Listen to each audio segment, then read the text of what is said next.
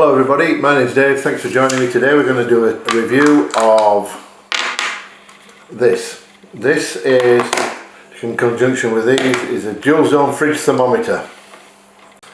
Now, I'm going to tell you a little story. I'm reading from the script. When I was using the single zone 60 litre fridge freezer, I used the fridge thermometer. I used their fridge thermometer. This device just sat in the fridge, and depending on where you placed the thermometer, depending on what temperature it measured. The fridge wasn't that equal and read much warmer at the top as it did at the bottom. This meant that the sender unit had to be at the bottom to read the maximum temperature reading. In placing the sender at the bottom, it was prone to water ingress, and as I expected, the unit got wet and rotted the tracks on the circuit board away to nothing, so it stopped working. When the King fridge failed, I bought a new dual zone 75 litre Adventure Ridge at Aldi. I looked at King's thermometer again, and at that time they only had a single zone model, so I did some research and spotted this kit on Amazon.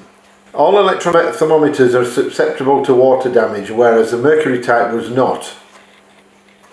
However, each has their own pros and cons. For example, mercury thermometers do not have Wi-Fi and electronic ones do, but are susceptible to water damage.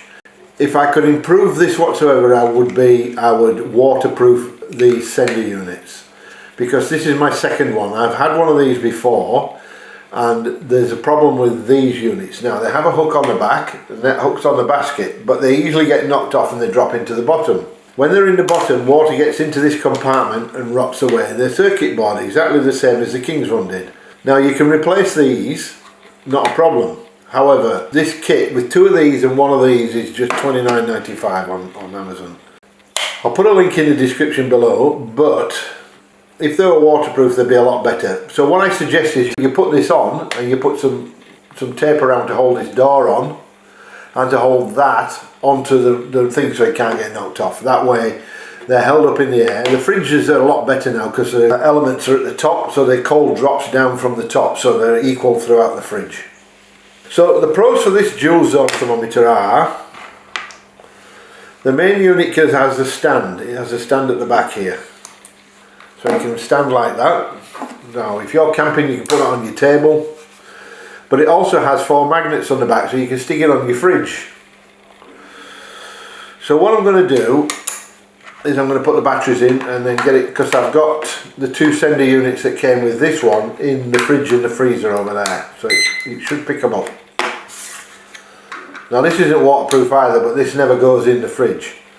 Now it's picked one of them up straight away.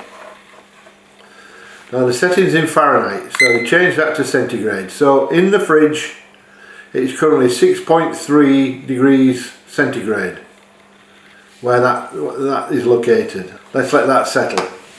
The main unit has 2 alarms, which you can set low temperature or high temperature alarms, so they'll go off and let you know if the temperature's changed, if the power has disappeared or something like that.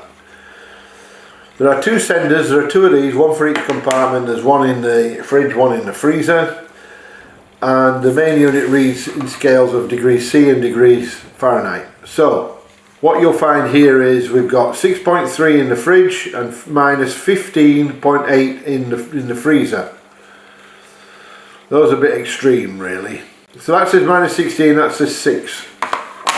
So what I've done is I've taken both the sensors out, and you can see they've got a little red light on the front. They're both flashing. That means they're connected. This doesn't have any batteries in it. So those temperatures should start to drop or increase, as the case may be. So that one will drop, that one will increase. So these have a slide off compartment on the front, and they take 2 AA batteries. This one takes AAA batteries.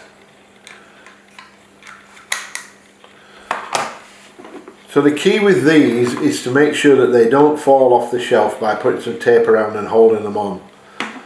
They wouldn't fall off the shelf if you could see what you were doing when you accessed them, but unfortunately we live in a world where we don't see that well into the fridges. Because ideally they're designed for a fridge at home. So that's already gone up to 7. This one is still at 15.6, but it's got to warm up. If I hold it in my hand, it'll change.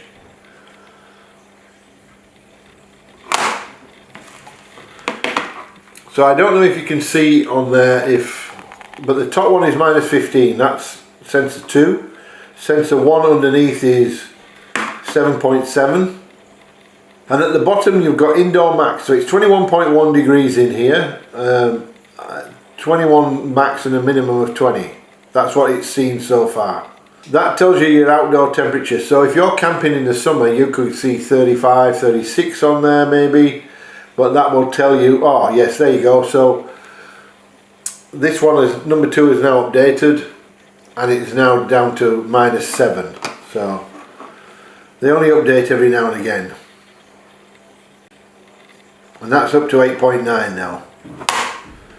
So they should both get to 21.3, which is what it is in here. There we go. There she is. This is Mia.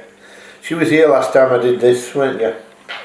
Mia's not been very well, but she's doing better now. So that's good. She had a bit of, I think she was on her own all day and she got a bit stressed out. So she's happy now that there's people around.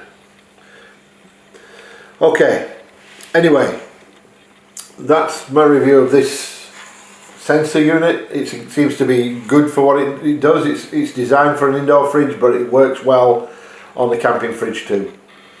Because it's battery operated and Wi-Fi, it works out in the open, doesn't need power, so we're good. Somebody likes her ear scratched. Thanks for joining me, I'll see you on the next one.